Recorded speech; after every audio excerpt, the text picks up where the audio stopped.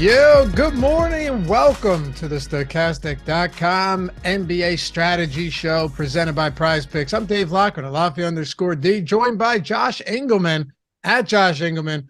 Only one game today. Things are about to get interesting, though. I'll tell you that much. Things are about to get interesting in the coming days.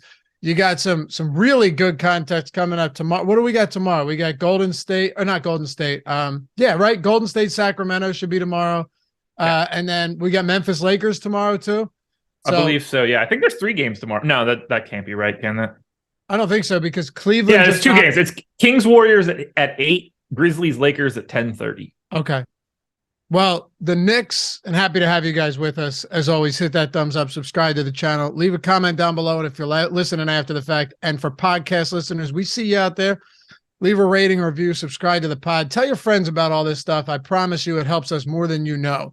But so the Knicks knock off the Cavs. What a disgraceful series from the Cleveland Cavaliers. I can't talk about it.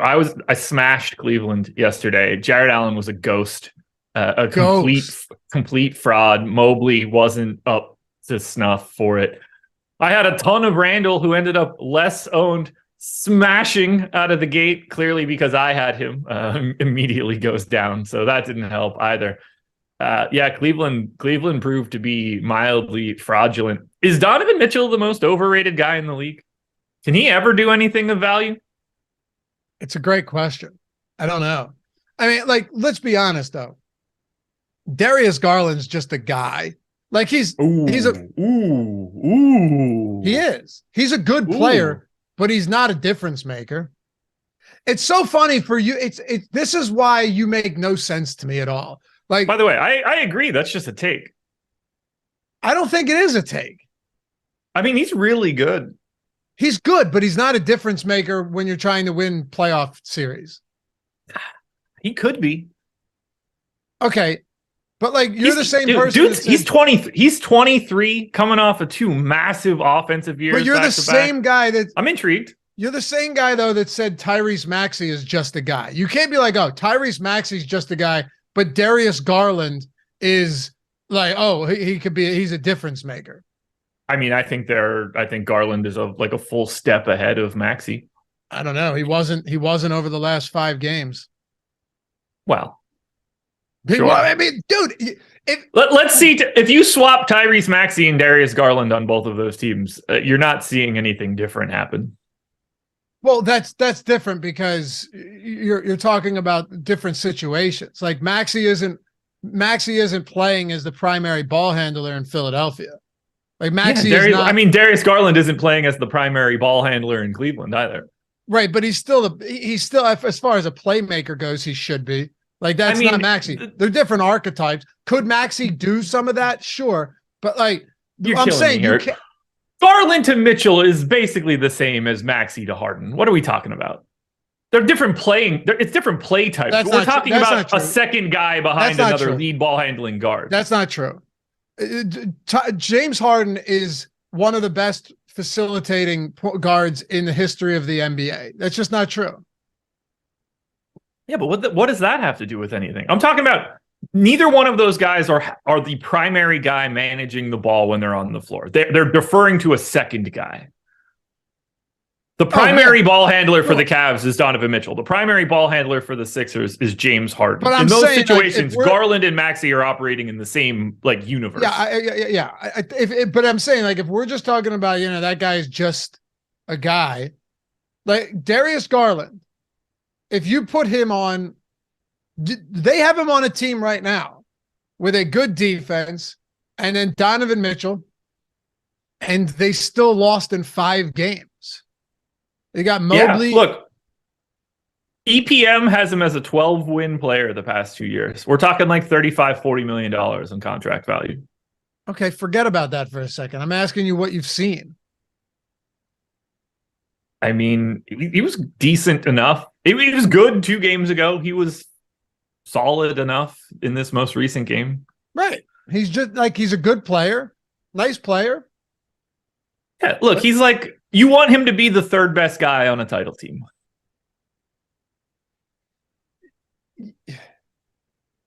You want him to be the Chris Middleton / Drew Holiday, whatever. I was just about to say that. Bad example for the Bucks. I was just about to use that example, and I was like, probably not a good time to use it. But you know what? That was the case prior. I think that there's no issue with him being part of the best 3 guys on a title team. That would not be weird at all. You think he could be the Drew Holiday? Yeah, I mean, like, obviously in a different, we're not talking about Darius Garland D'ing up everybody in the world or anything. We're talking just like aggregate value. Yeah, I think so. Okay. I mean, am I going to be right here when I say this? Let's see. I mean, okay, let's say it like, I'll say it like this. At least based on EPM, the past 2 years of Darius Garland, better than what Drew Holiday had ever done before he got to Milwaukee. You'd take Garland over Drew Holiday? No, because I think Drew Holiday is better suited for the playoffs because of his defensive ability. But like +4 EPM last year, +4.4 this year. Okay, Holiday was +4.5 2 years before he got to Milwaukee. That was his best season by miles. That also happened when he was 28, not 23. It's an interesting discussion point, at least. It is. I think you're underselling Garland a little bit. I could be. I probably am, in the sense that when I say he's just a guy, like, I do think Garland's clearly a good player. But I'm saying when I say a difference maker, I think that's a perfectly reasonable position to take. Like, I don't think, maybe he will be, but I don't think he's a difference maker. I think he's going to have a whole lot of trouble becoming a difference maker when he's playing alongside Donovan Mitchell. That's possible too, but they were good in the regular season. They're not the same thing. It's my point. I don't understand your point now. My point is, like, what does it matter if anything we see from Darius Garland in the postseason, as we saw over the past 5 games, was underwhelming at best? I don't agree that it was underwhelming at best. Okay, underwhelming. I'd say he was above average in the playoffs. Above average, huh? Yeah. 23-10 2 games ago, dropped 32-7 in game 2 against the Knicks. That's a big game. Both, like, his facilitation was there. I think they had the ball. I think they took the ball out of his hands too much. Now, I don't know if that's him or Mitchell. Like, I think Mitchell is the failure in this series. What about the other 3 games? He was +1.7 game EPM for this most recent game. To me, that's totally fine. The stinker was game 3. He had 10, couldn't get to the line, shot like shit. 21% effective field goal percentage on 21 shots. So game 3 was the disaster, but 99-79, the whole team stunk. I'm a Garland believer, and I'll be perfectly honest. I was not a Garland believer 2 years ago. I thought Cavs were screwed. I hated him. I hated Sexton. I am proving to be very wrong on Darius Garland at this point. Happy to admit that. We're happy to have you guys with us. We got one game to talk about. Jimmy Butler is an absolute stud. I mean, what an absolute dominant stud. That I fell asleep. I was talking to Ben last night. I was sweating some hockey props, and we were talking about that Boston-Florida game. And he's like, watch an Oilers game when you can. I was like, I will. Hopefully, I was like, it's tomorrow, right? Not tonight. And because I've been staying up past midnight every day, just getting, just taking a toll on me. So I went to bed at a solid 10:30 yesterday. Tried to get some 8 hours. Woke up to see that Miami won. Yeah, I fell asleep with the Bucks up 12 or something. Yep. Woke up at 6:30 to see that Miami won. And then I go on Twitter and I see the Jimmy Butler game tying bucket that pushes it to overtime. First of all, what an inbound. Was it from Gabe Vincent or Lowry? I don't remember who it was. I haven't watched it yet. I just read about everything this morning. Dude, you have to see this. Butler catches it with one hand, defender on him. As he's falling, just throws it up like this. One hand, never touches the second hand, drops it in with with 0.9 seconds left or something like that. I think it was Gabe Vincent. Beautiful inbound. Just a beautiful inbound. Beautiful play. Ferris said slight offensive push off though. Yeah, I think you could make that. I think you could go both ways. Who was defending him? I couldn't tell who was defending him. I just watched it on Twitter. But like, I'm telling you, man, this was beautiful. This was true. Was it Ingles guarding him or Pat Connaughton? Wouldn't imagine Connaughton, it was Ingles apparently out there. Yeah. Connaughton, apparently. Yeah, it was absolutely beautiful stuff. Beautiful stuff. You got to check it out. It's so wild that they beat the piss out of the Bucks across 5 games. And if they ran that series back right now, the Milwaukee Bucks would be massive favorites. Oh my God, yeah. Of course. It's so wild. Wild. If that was a push off, I'm telling, like, that was also Connaughton also tried to sell that. You'd have thought he got shot out of a cannon, which is the right move once you realize that you've been beat. Anyway, it's so crazy. Like, this Heat team, I know this is gonna, like, people are gonna react to this. This Heat team stinks. Jimmy Butler's just insane. Like, this team is not good right now. The guys that they have to play. The fact that Coach Bud just doesn't take advantage of them having to play Kevin Love, I don't understand it at all. I really, really don't. I really hope that this Knicks Heat series goes like it did in the 90s and we get like Jeff Van Gundy out there hanging on people's legs and fist fights and shit. It's going to be amazing. Jimmy Butler has 98 points in the last 2 games. He's going to run out of gas, but until he does, let's enjoy it. Yeah, for real. Look, I got nothing. I can't say anything. No, I can't say anything. You certainly cannot. Dude's been on another level, just full on strapping the team to his back because there is a whole heaping pile of garbage around him. Bam triple double though. Sure did. He finally got back to being decent. But glad the smart people played him yesterday. Memphis. Oh, I mean that very sincerely. You ready for the data? You want this? Let me get back to it because I have posted it in our Discord. I want to find my Bam was 4.3% owned by people that didn't max the main contest yesterday. Wow. 4.3. He was 17% owned by the 150 maxers. Tells you all you need to know there. Sure does. That's why I was screaming it all day yesterday. It also tells you why actually evaluating that data after the fact is really valuable for anybody. Even if you're not maxing, like, you don't have to be maxing to be able to look at something like that and realize that maybe you want to be, not necessarily in lockstep, but somewhat in line with those type of decisions that you're seeing from guys that do this for a living. Yeah, I woke up, it's the first thing that I do every morning. It's the first thing that everybody should be doing. Go find out if the guys that you were playing were played by the people that are the smartest people in the industry. If they were, great. If they're not, you found your first leak. A lot of those Cavs guys were much more owned by the 150 maxers. That one didn't feel great because that didn't work out the way that I needed it to. Probably why 150 maxers got absolutely bludgeoned yesterday, except for the dude that won. I really can't believe... And the Colts, who finished 4th.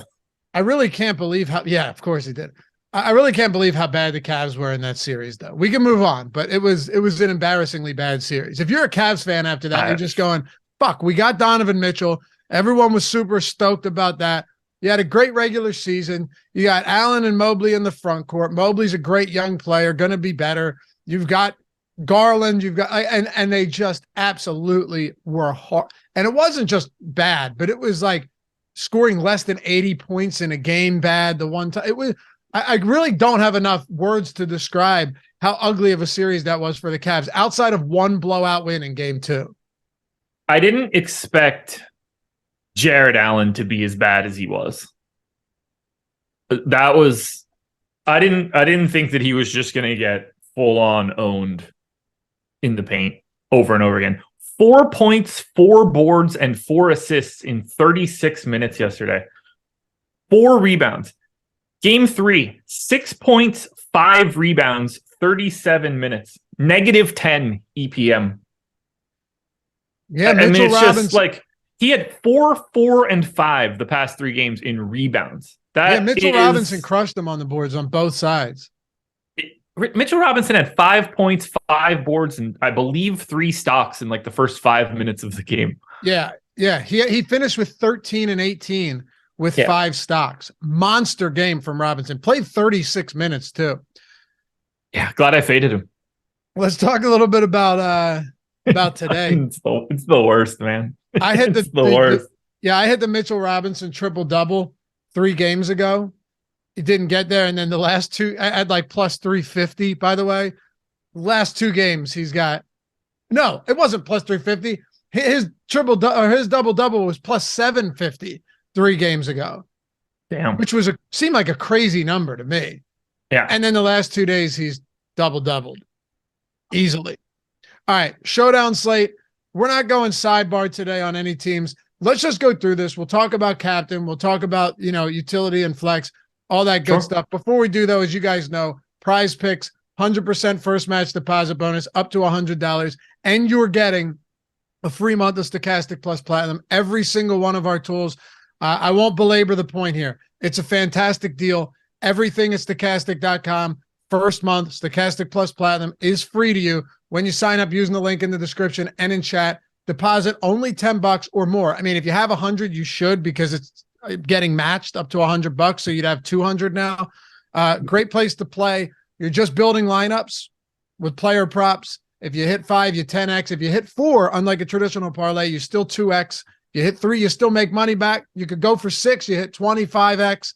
And every day throughout the NBA postseason, they're drawing one lucky person to have a shot at winning $1 million. Basically getting a free roll on a 6-pick flex play lineup that if you hit all 6, you get $1 million. I think if you hit 5, you're still getting 60-some thousand. You get 16,000 for 4. And all Josh's videos for PrizePicks every day are on the Odd Shopper YouTube channel. So check it out. Link in the description and in chat. Pick up a free month of Stokastic Plus Platinum. Pick up your deposit bonus and throw your hat in the ring to win $1 million. Who knows? Something crazy could happen, and maybe why not you? You know what I mean? Why not you? All right. Well, I'm the biggest jinx in the world, so that's why it's not me. Let's talk about captain today. So there isn't actually anybody that's just getting massive captain ownership, but when I say that, like, you have 4 guys north of 10%, then it pretty much falls off a cliff. I want to go about, we could talk FanDuel as well, but I want to go about it like this instead of going team by team, because it's easy to just get lost in that. And then you're ignoring the actual build. Like, you're ignoring roster construction in a spot like that for basketball. We're not as worried about correlation as you would be for football. So let's talk about basketball, or let's talk about the captain spot, starting it off with Jason Tatum, Trae Young, Jaylen Brown, and DeJounte Murray at 22, 19, 16, and 11% ownership, respectively.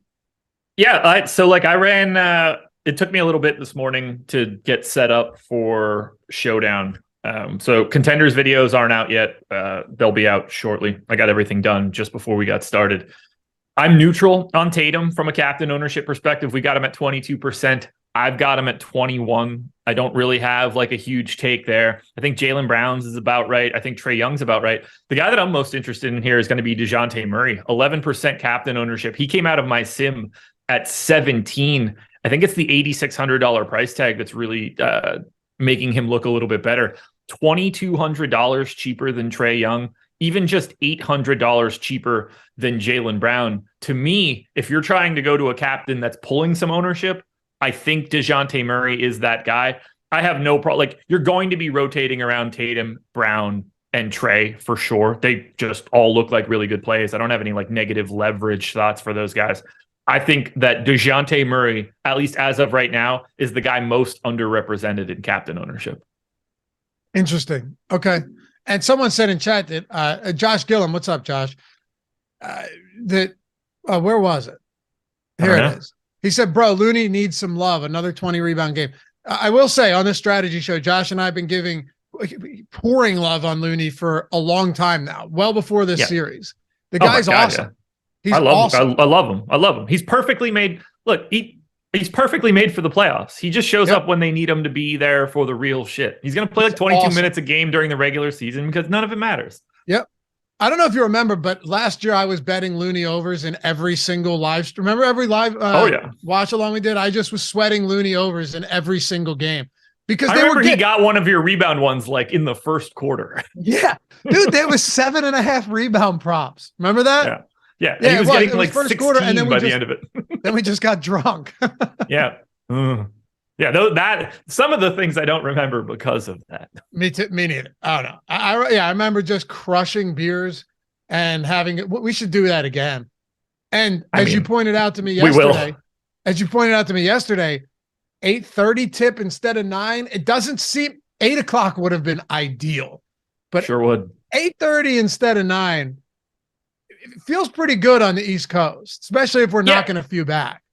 Right, because now I can go to bed at 11 instead of 11:30 or whatever it is. Like it's the wind down. You can't just go immediately to bed by the time we get done that because I'm jacked to the tits. I'm hammered. Like I need to slow down a little bit. Yeah, when I have that extra half hour helps. When I have late hockey games and I don't get home till real late, got to take a shower. I'm not falling asleep for like another hour and a half.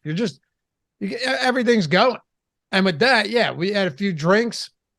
It's not the same. You don't just fall in because you're not hammered to the point where you're collapsing on the floor on the way into bed. You're just feeling good, but you still have to wind down. So you do. Yeah, you do. 8:30 is going to be fun, and hopefully you guys will come hang out with us.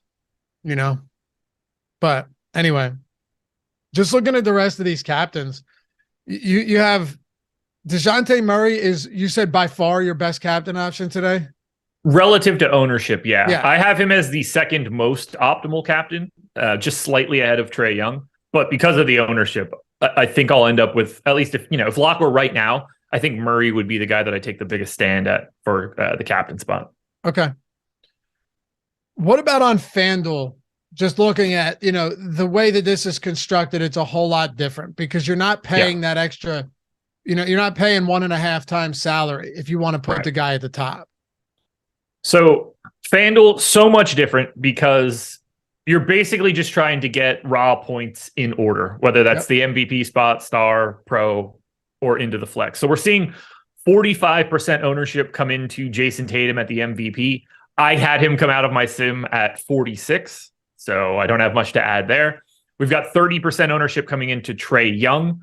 I got him at 25%, so I'm a little bit lighter on Trae there. I think it's easier to get to him in the star spot than it is in the MVP spot, but clearly like Trae Young can be the highest scorer in this one. The next two guys are obviously Jaylen Brown and DeJounte Murray. I'd like to get a little bit more Brown and Murray at MVP in lieu of Trae, but it's those four guys and there are no other options. Here, based on my sims, 97.8% of the MVPs for this slate are Tatum, Young, Brown, and Murray. There's 2.2% chance that it's someone else. So that's the only way that you can go at MVP. You find all the rest of your value on FanDuel by going to everyone else.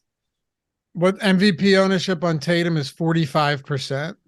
Yeah, and I think that's spot 36. Makes sense. I think that's spot on.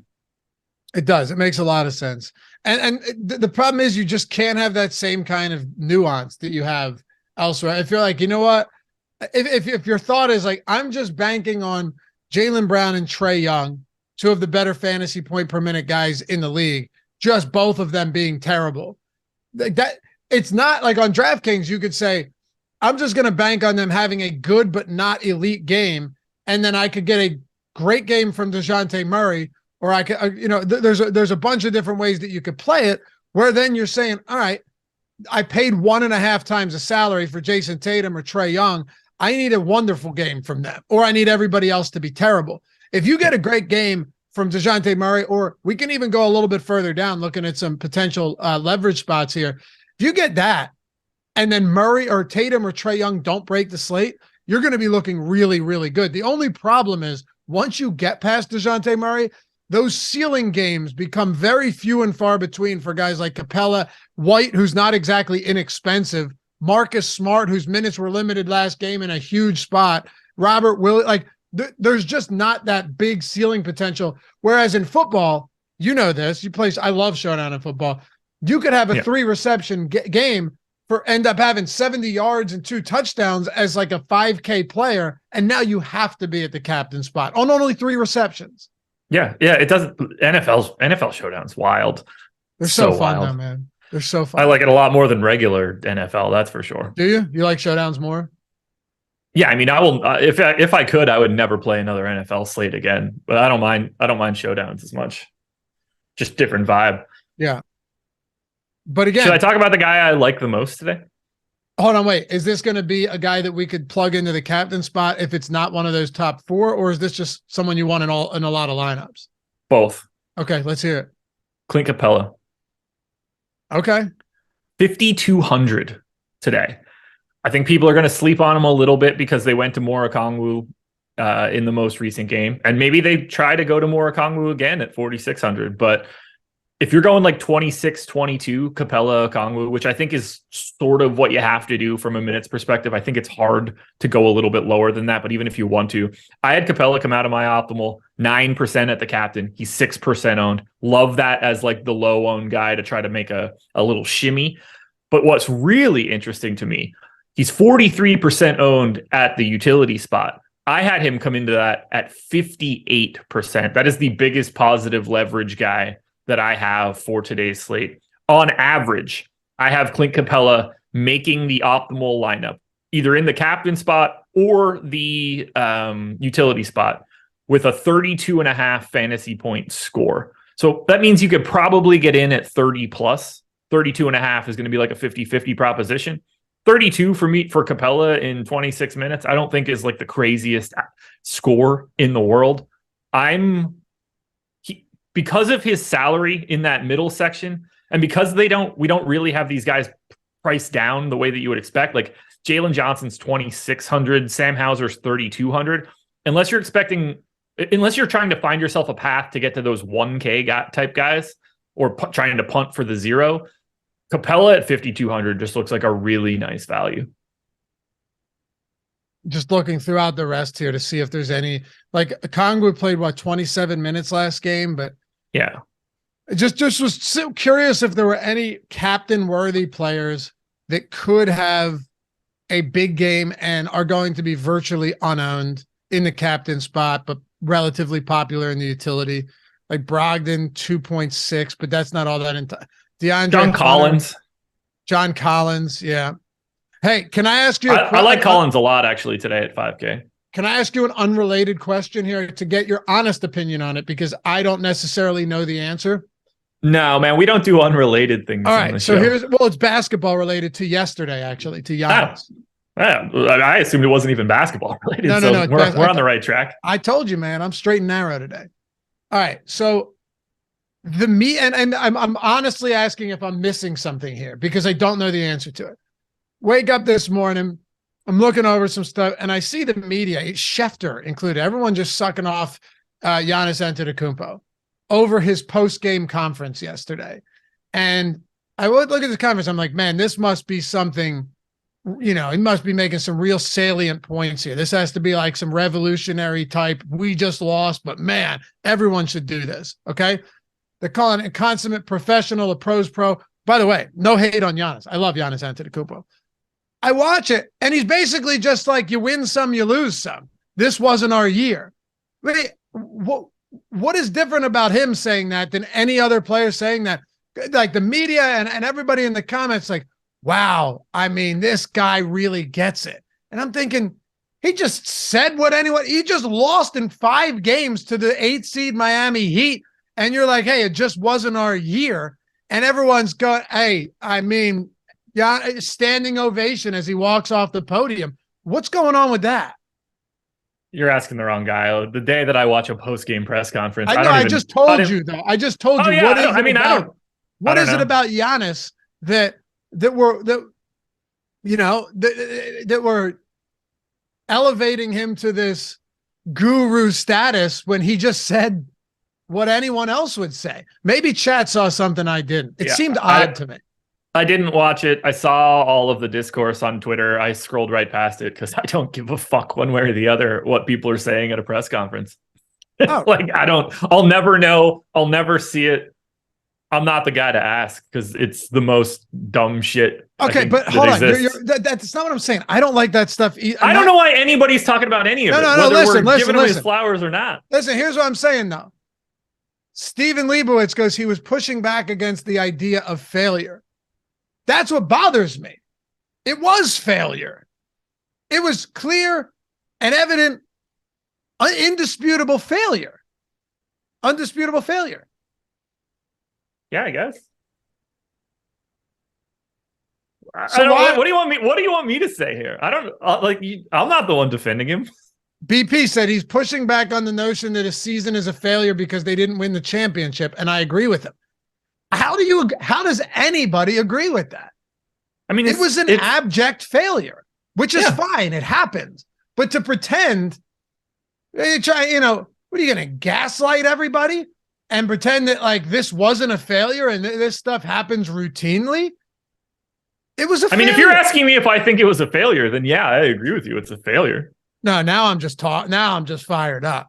I guess I agree with you, if that helps. Yeah.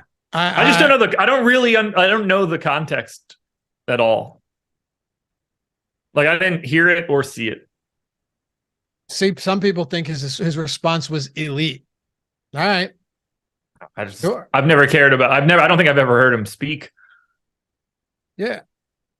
I don't know. Whatever. You never heard him speak? I mean, I don't seek out sport interviews. I couldn't tell you a single thing he's ever said. I love watching him play basketball though. Best player in the NBA. I'm not hating on Giannis. Like maybe I would have responded the same way, but to act like it was just this amazing comment. Well, I will say this. I don't think it's a failure to not win the NBA title. It's a failure to lose in the first round as the one seed. Yeah, like if they lose in the Eastern Conference Finals in 7 games to the Celtics, like I'm not like, oh man, did they fail this year? It's like, oh, well, that, you took them to the failure. Brink. Even Eastern Conference, if they were to get bounced in 6 or 7 by Boston, you're like, all right, that's a good Boston team. Yeah, I don't think I'm being unrealistic here. No, not at all. And you know what? I'll take this a step further. You ready for this, Josh? I'll take this a step further.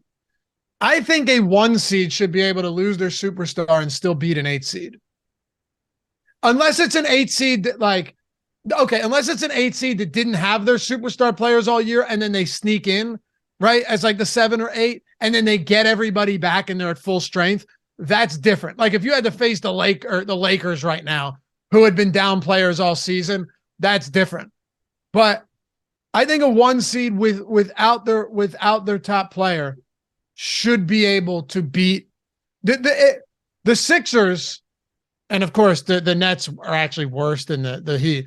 The Sixers would have won that series without Joel Embiid. They would have won that series without Joel Embiid. Yeah, probably. Here's my problem with. I'm the wrong guy for these sorts of discussions because you're saying like they should be able to beat the 8 seed or whatever.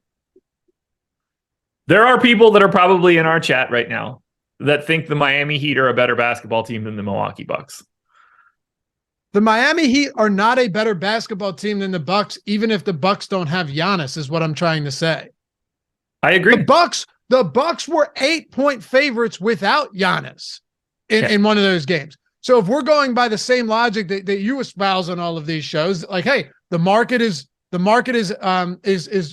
priced right, then the Bucks are a better team without Giannis than Miami is, right? This is exactly what I just talked about with Bam Adebayo's ownership. The Heat win. That's a great thing. They achieved the goal of what they were trying to do. But as I look at this, I think they aren't a very good team. I think the Bucks are better. I don't think that the Giants beating the Patriots the year that they were undefeated makes the Giants the best team in the NFL. It was still the Patriots. Same situation here. Like, right. My evaluation of all of this is different than just being like, kudos to the Heat for getting their job done, doing exactly what you were supposed to do. They're not the better team, and it's not close. And it's the same reason that Bam Adebayo is 17% owned by 150 maxers and 4 by the people that aren't. We know where the right answer is before it starts. How it plays out is a completely different conversation. You can say whatever you want, but this is a colossal failure. That's all. Yeah, it no doubt about it. It isn't an absolute failure. Yeah. No hate on Giannis. You got to say what you got to say, but yeah, it just is. It doesn't, like, they're still, probably the favorites to win, or, pseudo favorites to win the NBA title next year, depending on how Boston shakes out. He's still arguably the most impactful player in the league. Like, nothing's changed. It was just a confluence of events that you would not have expected. Also, to look at this and say it's not when you lost in 5 games. Yeah. That's even worse. Anyway, let's talk about the utility positions here. Hit that thumbs up too if you haven't done so yet. We got a spirited and lively conversation going on in chat. Always love to see that. Always love to, get some people fired up in the morning over stuff that really doesn't affect us, but it's fun. I mean, the thinking that, like, the team that wins the Super Bowl is the best team, like, that kind of logic is it's just factually incorrect. That is true. Most years that is true. It's not every year, but a lot of years that is true. Right. Yeah. But, like, I don't say that to invalidate the team that won, but there's a difference between trying to understand what the best things are and rewarding the setup that we have for all of this. Of course. Like this year, the Chiefs winning the Super Bowl, they're probably the best team. They're just a great team. Agreed. But other year, I always say when the Eagles won in 2018, they were not the best team. They weren't.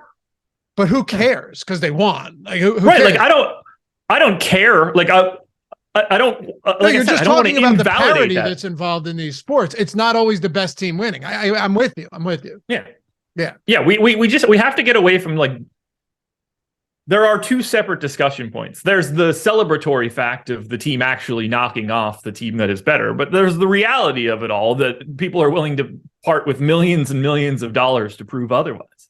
You can still win, not be the best team, and maybe you're a fan of that team and celebrate it while also admitting that, hey, they might not have been the best. I'm a huge Eagles fan. They shouldn't have won that year, but do I give a shit? No, they won. No, it doesn't change the feel of it at all. Exactly. It almost feels better, right? But like, I would better. Like, I don't want to say that I would rather be the Bucks and go home, because that's dumb. But, like, if we're thinking about it here, you want to be the Bucks, right? Like, which team would you rather be? If we started over again, you want to be the Bucks, right? If you started this series over again right now, you'd prefer. They're to massive be a Bucks favorites. They're massive. In game 1 in Milwaukee, they're like 10-point favorites. Yeah. Israel Williams, you guys are giving numbers more credit than actual blood, sweat, and tears. Yes. Yeah. But no, Josh saying, how can you win but not be the better team? Come on, move on. You can all the time. Yeah. All the time. It literally just happened 12 hours ago. All the time. The only argument I was making the other day to you was that if a team goes and makes a run and they beat every single good team, that they're better than initially anticipated. It doesn't mean that, but it does mean that they're better than we thought they were. So it is what it is, man. Eagles went on that next year to be horrible. Right. They went on and they stunk the next year. The Heat will probably stink next year. What's that? The Heat will probably still stink next year. Same way they stunk for this entire season. Like, if you put the same roster together, sure. Yeah. I mean, well, I don't know, unless they can do something with Kyle Lowry's salary slot. Like, there's not a lot of room for improvement in Miami. We don't have a ton to talk about with the showdown slate. So like I said, I really wanted to dig into the captain spots because that gives people a good starting point, a good foundation. Once we get into utility here, and we discussed Clint Capella a little bit, but let's just go over the utility spot a little bit and try and figure out who are the best spots here that you want to be rotating through in all of your lineups. Are there any guys that you're going to be over the field on at the utility ownership? Are there any guys that you're just going to be way under the field? And are there any guys sub 3K or just like really, really, really cheap that you think make for decent pieces, even if they don't have big performances, because they allow us to fit other, top players into our lineups? Yeah, as I look at it, and I think we've already touched on that, captain enough. You're going to be pretty concentrated in that top 4. I mentioned My thoughts on Clint Capella. I think he really is probably, like, at least as of right now, my favorite utility option. If we're looking for other guys that I think you could take a stand on, it's all sort of in that same range. I like John Collins quite a bit at 5K. Interested to see what he ends up looking like with Murray back, but he's only 22% owned right now. I do think that is at least an interesting amount of ownership. I had him coming out in the utility spot at 36%. Maybe I'm a tad high, but even if I am, 22% feels a little bit low. I do like getting to Okongwu as well. No issues there. I just happen to think Capella is slightly a better option. The guy that I think is most over-owned in the utility is Derek White. 7,400 is a really big price tag, and I think it's really hard for him to optimally fit in a lineup. I only had him be optimal 21% of the time. We're seeing 31% ownership. So I would say that Derek White and Malcolm Brogdon are probably like my two bigger fades. Bogdanovic as well. And maybe that's part of the reason that I like Murray so much today. I think he's pretty significantly overowned.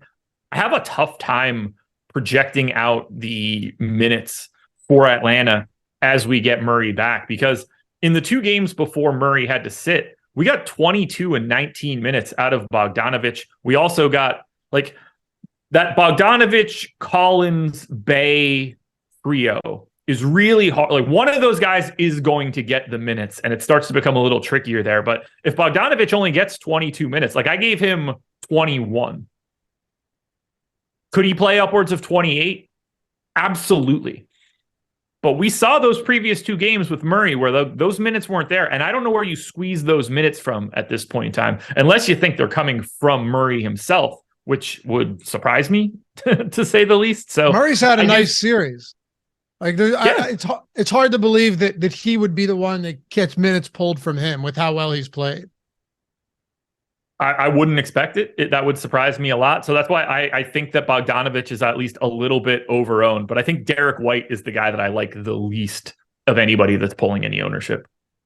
Okay. Let's see what my optimal is, because I have not run that yet. Damn, Jerry Springer died. Really? Yeah.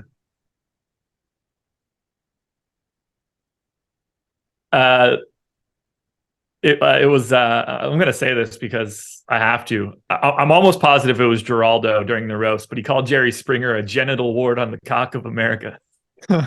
He kind of is. R.I.P. Greg Giraldo, too. He was one of the best roasters ever. Yeah. It's sure crazy to me that Jerry Springer was the mayor of Cincinnati. Can we talk about that for a second? And then he had like the fakest reality show type joint ever. Just like, I was with my cousin and that's my daddy at the same time. That is a lie.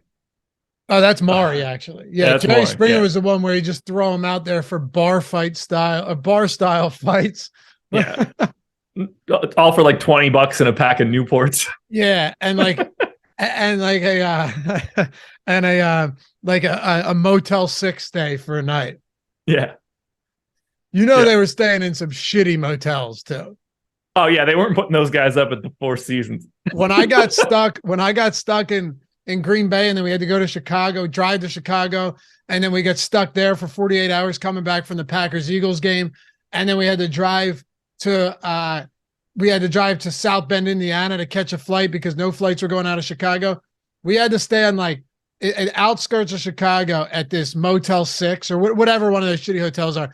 I go into the bath because every hotel was booked up. Every rental car was gone. There wasn't a thing you could get. The only thing we found was this terrible, like $60 a night motel. I go into the bathroom and there's a bottle opener on the vanity top. Screwed into it. And that's how you know. I'm bummed, man. I'm bummed he died. Like, obviously, you know what I mean, but that's sad. I know. Old Jerry bit it. You think he's in heaven? I think I'm going to go ahead and assume that he sold his soul. Yeah, me too. Me too. I'm going to have to go back and watch the jokes from that roast, though. Yeah, you really should. It's a great roast. It's a great roast. Like, oh man. The good one. There were some great ones too. Norm Macdonald still. I mean, it was the best. Most people will never actually understand how brilliant that was, but it was so good. It was so good. He's for the birds. Ladies and gentlemen, this man is for the birds. The only time there's something on his mind is when he's wearing a hat. That was a Bob Saget roast. R.I.P. to Bob Saget too. And Norm Macdonald. Yeah. And Gilbert Godfrey did some crazy roasts of Roseanne. I think Patrice was on that roast too. He's dead. Yeah. Oh man. Sad stuff. No. Patrice was on. Patrice was the Sheen roast. Anyway, I want to wrap this. Yeah, and what's his name? And Sheen's alive. Amazingly, right? It doesn't make any sense. He's just made out of crack rocks. Yeah, I was joking about that question, guys. By the way, all right. Here's what I want to close the show out with. I want to close with what your optimal looks like and some of the top lineups. I think it'll help people, guide them along the way. Two things though. One, underdog. We got a live stream coming up tonight for prepping for best ball. You got a bunch of the crew from Stokastic going to be on there during the draft, during the NFL draft. So if you're hanging out, you're not doing anything, tune in, watch along with them. It's going to be a lot of fun. Second, as you know, today's show also presented by Manscaped. All of the products you're getting 20% off using the promo code Stokastic or simply by using the link in the description. That's easier in my opinion. Products, Josh and I have gone over this a million times. Their products are fantastic. Whether you're shaving the nether regions, sprucing them up with some lotion down there, a little spritzer, or shaving your face with a beautiful razor that does not have, you don't have to replace the guards. You just turn a dial, you're in. Man, hell, the package we had came with a pair of briefs. It came with a million different, the nose hair, ear hair trimmers, all that stuff, all the beard manicuring stuff. If you're into that, personally, I don't really do that because I don't have a long enough beard. 20% off everything, free shipping. Again, I'll say it one more time, Josh. It's just one of those products I never really thought I'd need, but now I don't think I ever won't be ordering. Like, I think every time I run out, I'll just be ordering again. Yep, no doubt about it. We're on the exact same page. It has made me like showers more. I actually take all the stuff out and I put it on the counter before, just so I make sure not to forget anything. I've just got a big bucket now that it all is in. I take it out of the little cabinet underneath and just set it up there. And it's just first I do the brush, then I lather up the gnats, give myself the spritz, put the beard stuff in. It's a great time. Yeah. It makes life it changed the way I do things. And it didn't really add any time to it either. So Stokastic's the promo code if you're listening in podcast, STOKASTIC, or if you're listening YouTube, watching YouTube, use the link in the description, 20% off everything. Make sure to check that out if you haven't done so yet. Their products are awesome. I stand by them 100%. Otherwise, you wouldn't have heard me talk about it all this time. We would do this read if they didn't pay us. We do. We did a couple times. Yeah. Where it was just hey, was lotioning up today. Boy, what was I missing out on? I know. Yeah. Game changer. It really, really is a game changer. Let's wrap with the optimal lineup. What is the optimal lineup for today right now at 10:50 Eastern time? My personal current optimal lineup is Clint Capella, captain, and it's the Atlanta Hawks onslaught. Trae Young, DeJounte Murray, DeAndre Hunter, John Collins, Jason Tatum. Wow. So it is the full Hawks starting five with Tatum. Jeez. Does that not seem like you shouldn't be able to put that lineup together? It's the full Hawks starting five with Tatum. Trae Young, DeJounte Murray, DeAndre Hunter, John Collins, Clint Capella with Jason Tatum. You got 5-1 action for an NBA slate. Yeah, Woo. That is my optimal. My second, which is a half point behind it, puts Tatum at captain. Then you get Jaylen Brown, Murray, Capella, Collins, Okongwu. So no Young, but you do have Murray and three other Hawks. Yeah. I kind of like that. That's nice. I like cornering the market at center too for the Hawks. Hope it plays out in a good way. Maybe you get a 24-24 rotation there. You could. Capella's price tag isn't problematic enough for him to really suck if he didn't get enough minutes. Well, but yeah, appreciate Hawks you guys. Onslaught. Yeah, Onslaught. Absolutely. That's the optimal, and then the one right behind it. Follow Josh at Josh Engleman, me at Laufey_D, LOUGHY_D on Twitter if you're not doing so yet. Shout out to Jacob for producing this one. We'll be back tomorrow. This should be fun. Warriors, Kings, Memphis Grizzlies, Lakers. That's going to be fun. I'm very much looking forward to those. Give me, without the number, give me a thought of what you think happens in tonight's game. Remember yesterday, you're like, I think the Warriors smoke them. Give me your own personal thoughts. How do you think this game goes today? Celtics cover. I feel the same way. I mean, if they don't, something's odd. Something odd is going on. Celtics cover. I have very little doubt. I'd be all over it. What is it? 6.5? Yeah. I'm with you. Celtics cover. We'll see you guys back here tomorrow, Friday morning. Remember, Deeper Dive live before lock tonight. Got a ton of baseball stuff coming up throughout the day and the afternoon. And the Odd Shop, I'll be on with Ben Rasa over on the YouTube Odd Shopper channel. Please come check it out. We crushed on Tuesday, running it back with some parlays, some ladders, some props, some sides, all that. 4 o'clock Eastern on the Odd Shopper channel. We'll see you guys there. Peace.